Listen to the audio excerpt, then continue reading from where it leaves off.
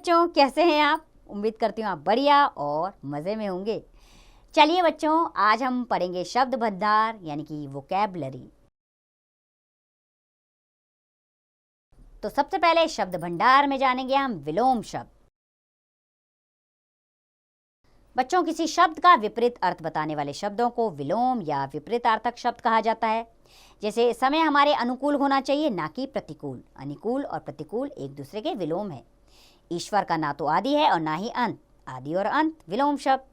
हमें आस्तिक होना चाहिए, ना कि नास्तिक। आस्तिक और नास्तिक एक दूसरे के विलोम है।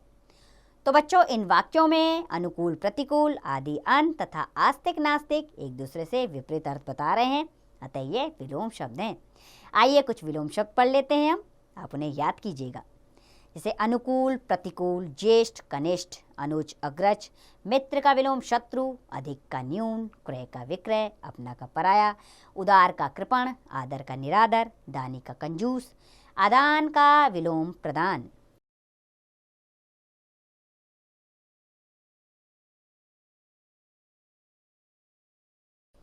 उन्नति का अवनति, आयात का निर्यात, उपकार का अपकार विलोम, आहार का निराहार, ऋणी का उऋण। उपस्थित का अनुपस्थित, उष्ण का शीत, उपजाऊ का अनुपजाऊ, ऊंच का नीच, अल्पज्ञ का बहुज्ञ, वक्र का ऋजु, निरपराध का अपराधी और अंधकार का प्रकाश है विलोम। कोमल का कठोर, अर्थ का अनर्थ, क्रोध का शांति और आक्रोश, अमृत का विलोम विष और सज्जन का दुर्जन। उग्र का शांत, उचित का अनुचित, एकता का अनेकता, उत्थान का पतन और अपव्ययी का मितव्ययी विलोम है। कृतज्ञ का कृतघ्न, अनुरुक्त का विरक्त, ज्ञान का अज्ञान, कुख्यात का विख्यात, ज्वार का भाटा और तीव्र का मंद विलोम है। अब विलोम शब्द पढ़ लिए हमने, अब पढ़ेंगे पर्यायवाची शब्द। बच्चों, वे शब्द जो समान अर्थ देने के कारण दूसरे शब्द का स्थान ग्रहण कर लेते हैं पर्यायवाची शब्द कहलाते हैं। इन्हें समानार्थी शब्द भी कहा जाता है। आइए कुछ पर्यायवाची शब्द पढ़ लेते हैं, आप इन्हें याद कीजिएगा। जैसे मित्र के पर्यायवाची हैं सखा, सुहृदय, दोस्त, साथी। माँ के पर्यायवाची माता, धात्री, अम्बा, जननी। बाग के पर्यायवाची उद्यान, वाटिका, उपवन, बगीचा। और बादल के पर्यायवाची वे हैं मेघ, घन, जलद, वारिद।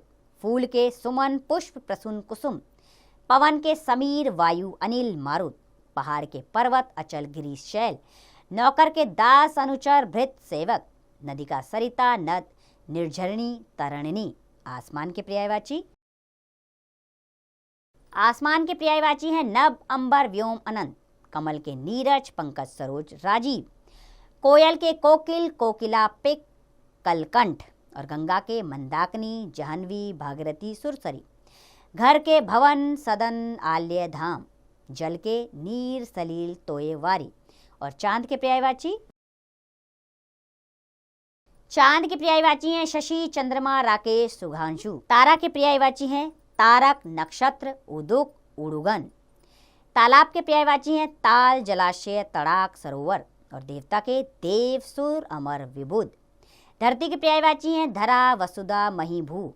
और राजा के भूप, नृप, नरेंद्र, नरपति। बच्चों, अब हम पढ़ेंगे अनेकार्थी शब्द, अर्थात वे शब्द जिनके प्रसंगानुसार अनेक अर्थ होते हैं अनेकार्थी शब्द कहलाते हैं। कुछ अनेकार्थी शब्द हम पढ़ते हैं, आप उन्हें ध्यानपूर्वक पढ़कर याद कीजिएगा। जैसे अक्षर के अनेकार्थी शब्द हैं अनश्वर, वर्ण, विष्णु, ब्रह्मा, जल, मोक्ष। अंबर के वस्त्र, आकाश। अंग के देह, अवयव, एक देश का नाम। और अर्थ के प्रयोजन, धन, मतलब, हेतु। और आली के अनेकार्थी शब्द हैं सखी, पंक्ति। और उत्तर के जवाब, बात का उत्तर, दिशा। और के अनेकार्थी शब्द हैं तथा, अधिक, अन्य। और कनक के गेहूं, सोना, धतूरा। कर के अनेकार्थी हैं हाथ, हाथी की सूंड, किरण और टैक्स। कर्ण के अनेकार्थी हैं कान, कुन्नी का पुत्र। काम के अनेकार्थी कार्य, वासना, कामदेव, तात्पर्य, लालसा। कुल के अनेकार्थी हैं वंश, सब और संपूर्ण। गुण के अच्छाई, कौशल, खूबी, रस्सी, शील और स्वभाव। गुरु के शिक्षक, भारी, दीर्घ, बृहस्पति और बड़ा। घट के अनेकार्थी हैं घड़ा, हृदय, देह, कम होना। और जड़ के पेड़ पौधों की जड़, अचेतन और मूर्ख। जलज के कमल, मोती, मछली, शंख। जीवन के अनेकार्थी हैं जीविका, प्राण, जल। और ज्येष्ठ के जेठ का मास, बड़ा, श्रेष्ठ, पति का बड़ा भाई। और तात के अनेकार्थी हैं पिता, मित्र, भाई, पूज्य, बड़ा और प्यारा। आइए अब बढ़ते हैं समरूपी भिन्नार्थक शब्द की ओर। बच्चों, हिंदी भाषा में कुछ ऐसे शब्द भी होते हैं जो पढ़ने सुनने में एक समान से प्रतीत होते हैं, परंतु अर्थ की दृष्टि से उनमें अंतर होता है। ऐसे शब्द समरूपी भिन्नार्थक शब्द कहलाते हैं। आइए कुछ ऐसे शब्दों को पढ़ें, ध्यानपूर्वक आप उन्हें याद कीजिएगा। जैसे अवलंब, इसका अर्थ होता है सहारा। ऐसे ही अविलंब, इसका अर्थ होता है बिना देर किए। अनल का अर्थ होता है आग, अनिल का अर्थ होता है हवा। ग्रह का अर्थ होता है घर और ग्रह का अर्थ होता है नक्षत्र। प्रमाण का अर्थ सबूत और प्रणाम का अर्थ नमस्कार। अली का अर्थ सखी और अली भवरा। दिन यानी दिवस, दीन यानी गरीब। मात्र यानी केवल और मात्र यानी माता। शूर यानी वीर और सूर यानी अंधा। प्रसाद यानी कृपा और प्रासाद यानी महल। तरंग यानी लहर और तुरंग यानी घोड़ा।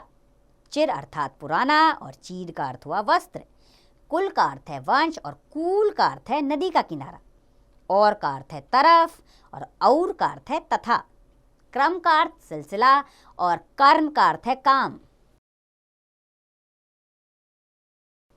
सुत का अर्थ है बेटा और सूत का अर्थ है धागा। निर्माण का अर्थ मृत्यु, निर्माण का अर्थ है बनाना। दशा अर्थात हालत और दिशा तरफ। अवधि अर्थात सीमा और अवधि एक भाषा है। द्रव यानी तरल पदार्थ और द्रव्य यानी धन।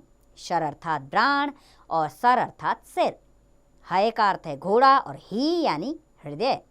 लक्ष्य यानी लाख और लक्ष्य यानी कि उद्देश्य। चलें अब बढ़ते हैं आगे अनेक शब्दों के लिए एक शब्द पर। बच्चों, अपनी बात को कम से कम शब्दों में कहना एक उत्कृष्ट कला है। इसके लिए अनेक शब्दों के लिए एक स्थान पर एक शब्द का प्रयोग होता है। इससे भाषा पर असर बढ़ जाता है और आपकी भाषा अति सुंदर लगती है। आइए कुछ अनेक शब्दों के लिए एक शब्द पढ़ें, आप उन्हें याद कीजिएगा। जैसे जिसका कोई आधार ना हो, निराधार एक शब्द। गांव में रहने वाला, ग्रामीण। जो कुछ ना जानता हो, अनभिज्ञ। सबको प्रिय लगने वाला, सर्वप्रिय। जो व्यर्थ खर्च या व्यय करे, अपव्ययी। जो दूसरों का उपकार करे, परोपकारी। जो अपने अधीन हो, स्वाधीन। जिसकी बुद्धि मंद हो, मंद बुद्धि। जिसे पद से हटा दिया गया हो, पदच्युत। जो दूर की देखे विचारे, दूरदर्शी। नगर में रहने वाला, नागरिक।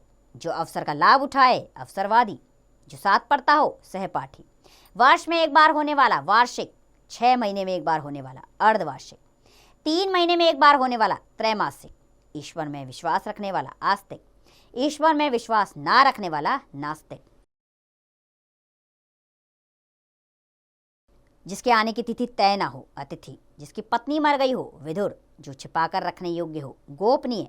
मांस खाने वाला, मांसाहारी। शाक खाने वाला, शाकाहारी। जो आंखों के सामने हो, प्रत्यक्ष। आइए अब पढ़ें ध्यानात्मक शब्द। बच्चों, हिंदी भाषा में पशु पक्षियों की बोलियों तथा कुछ अन्य आवाज़ों के लिए कुछ विशेष शब्दों का प्रयोग किया जाता है। ऐसे शब्दों को ध्वन्यात्मक शब्द कहते हैं।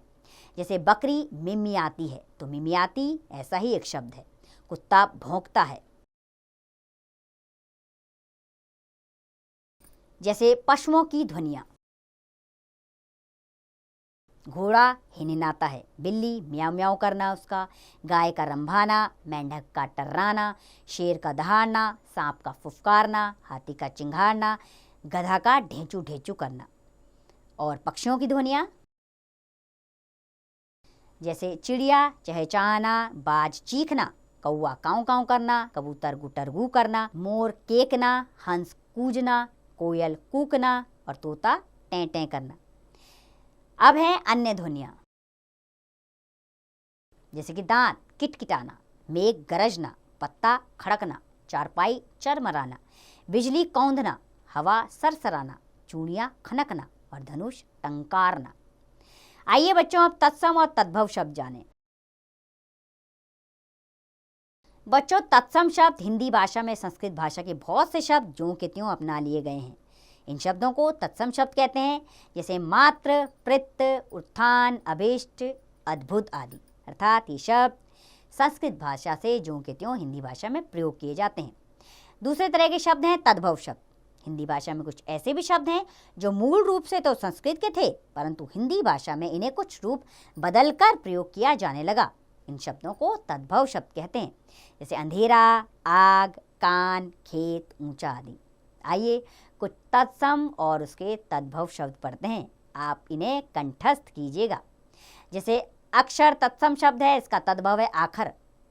कोकिल का कोयल, अक्षी का आंख, घृत का घी, अग्नि का आग, काष्ठ का तद्भव कांठ, आशीष का आशीष, गर्दभ का गधा या गधा, उलूक यानी उल्लू, चर्म यानी चाम, अम्ब यानी अंबा, गोत्र यानी गोत।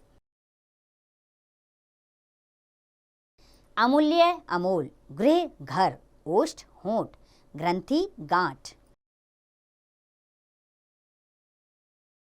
अवतार अवतार, गायक गवैया, अश्रु आंसू, गुण गुण, अस्थि हड्डी, ग्राम गांव, उत्साह उछाव, घट घड़ा। आइए बच्चों, आपके अभ्यास के लिए इस पाठ को दोहरा लेते हैं।